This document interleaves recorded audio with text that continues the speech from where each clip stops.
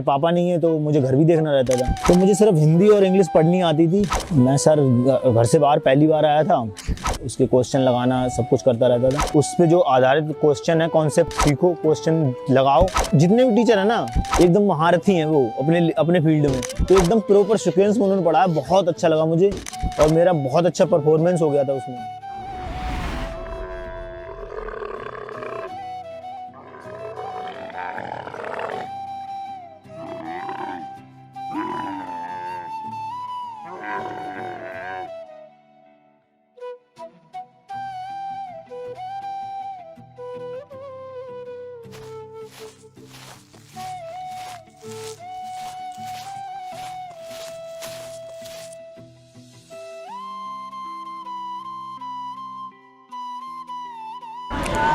आशीष कुमार जो कि CPWD में चयनित हुए हैं, सबसे पहले एक्सीलेंट परिवार की तरफ से आशीष कुमार आपको बहुत बहुत शुभकामनाएं और बधाई। धन्यवाद सर। आपको दोस्तों बता दें, आशीष कुमार ना ही एक स्टूडेंट्स हैं, ये डिप्लोमा करने के बाद एक बिजनेसमैन भी हुआ करते थे। इनकी कहानी बहुत प्रेरणादायक है।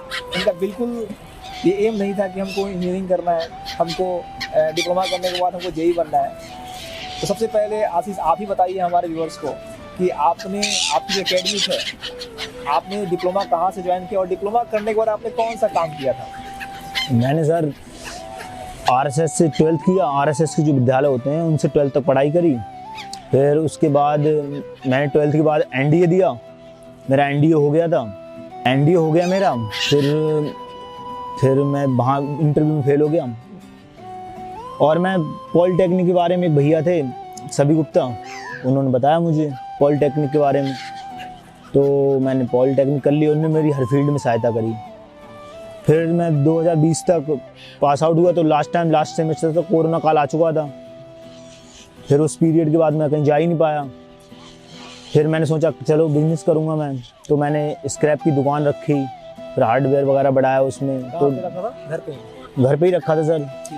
एक्चुअली मैं बाहर आ ही नहीं सकता था, मेरी रैंक बहुत अच्छी थी सर उसमें GTI टाइम में। मेरे पापा नहीं है तो मुझे घर भी देखना रहता था, तो वहाँ से फिर मैंने GTI करी।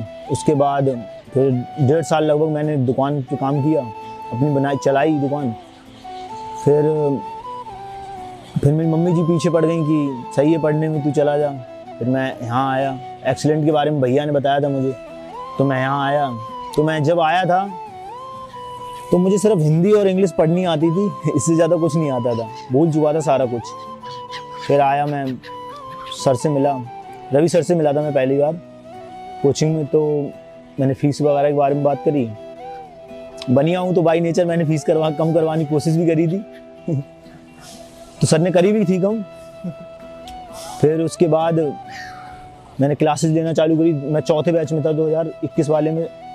29 सितंबर को आया था मैं यहाँ पे। फिर बाकी एक्सीलेंट की। आपने बताया कि आपने डिप्लोमा करने के बाद आपने दुकान खोला था हार्डवेयर का, और उसके बाद 1.5 साल तक आपने काम किया उसके। आपने मम्मी कहने पे आप तैयारी शुरू की है, तो आप 1.5 साल के पीरियड के बाद, एक गैप के बाद जब आप तैयारी करने हैं, तो यहाँ भी आपको चुनौतियों का सामना करना? बिल्कुल सर, बहुत है। तो क्या आपको तैयारी में दिक्कत नहीं हुई फिर? अरे सर, मैं घर से आया था, पहली बार अपने घर से बाहर आया था। आप कैसे उससे बाहर निकले, कैसे अपने आप को इम्प्रूव किया, इसके बारे में बताइए। मैं सर घर से बाहर पहली बार आया था, तो बहुत रोता रहता था हमेशा। लिंक क्लास प्रॉपर लेता था, अपनी पढ़ाई करता रहता था, जो पढ़ाया जाता था उसके क्वेश्चन लगाना सब कुछ करता रहता था। खाना वाना बनाना नहीं आता था, तो फिर सब करता तो खुद ही सीखा। फिर धीरे धीरे फिर आप मिले सर मुझे, आपने मुझे बताया कि योगा वगैरह करो, तो मैंने किया और वास्तव में उसका बहुत फर्क पड़ा। पूरा जीवन बदल दिया मेरा। उदासी ख़त्म, एकदम मस्त रहने वाला लड़का बन गया मैं। उदास था, सब उदासी ख़त्म हो गई। रियली तो सर आप बताऊं, मैं तो चल ही जाता घर, क्योंकि मैं परेशान इतना ज़्यादा था। और आप नहीं होते उस टाइम तो मैं चला जाता 100%। फिर योगा किया आपकी उन सब की बातों पे, तो फिर सही हुआ सर। तो दोस्तों, सबसे इम्पोर्टेंट है जो भी एक्सपीरियंस है, जो भी तैयारी करते हैं, हमारे वीडियो को देख रहे होंगे, इंटरव्यू को देख रहे होंगे, कि अगर आप ठान लो तो आप कुछ भी कर सकते हो।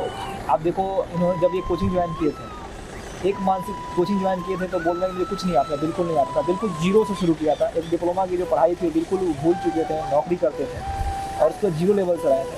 तो हम लोग ऐसे कंटेंट को बेसिक हमारी जो स्ट्रेटजी होती है क्लासरूम में, हम इस तरह से हम क्लासरूम को डिज़ाइन करते हैं कि एक बेसिक से बिल्कुल शुरू करते हैं। हम ये मान कर ही नहीं पढ़ाते हैं कि आप डिप्लोमा पढ़ के आए, मान के चलते हैं कि बिल्कुल आप जीरो लेवल से हम हमारी हर टीचर का बिल्कुल बेसिक से स्टार्ट करते हैं ताकि कोई दिक्कत हो। इसका जीता जीता उदाहरण आशीष कुमार है। तो इसलिए कोई तैयारी में कोई दिक्कत नहीं आएगा। जैसे कि इन्होंने ये बताया कि सबसे इम्पोर्टेंट क्या है कि आप पहली बात कि जो लोग भी डिप्लोमा कर रहे हैं, चाहे आपकी एकेडमिक बेस अच्छा ना हो, लेकिन इतना बेसिक तरीके से हमें पढ़ाया जाता है। और उसके अलावा अगर आप रेगुलर क्लास अटेंड करें तो उसमें कोई बाधक नहीं बनेगा। जो भी हमारे इसके पहले भी इंस्टीट्यूट में बच्चे हुए उन्होंने बताया कि जो भी बच्चे जो भी सफल हुए हैं उनका सबसे बड़ा मोटो क्या है, ये बच्चे रेगुलर पढ़ाई करते थे, रेगुलर टेस्ट देते थे, रेगुलर रिवीजन करते थे। तो इसकी और कुछ ज़रूरी नहीं इसके लिए। आशीष, सबसे इम्पोर्टेंट क्या है ना कि आप ये बताइए कि बच्चे जो तैयारी करने आते हैं वो किन बातों पर ध्यान, उनको मैसेज दीजिए, उनको आप क्या मैसेज देना चाहते हैं जो बच्चे हमारे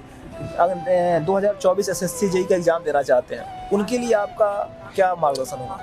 उनके लिए सर मार्गदर्शन यही है कि आपको जो क्लास में पढ़ाया जा रहा है वो लगभग 90% आपको मिलेगा पेपर में।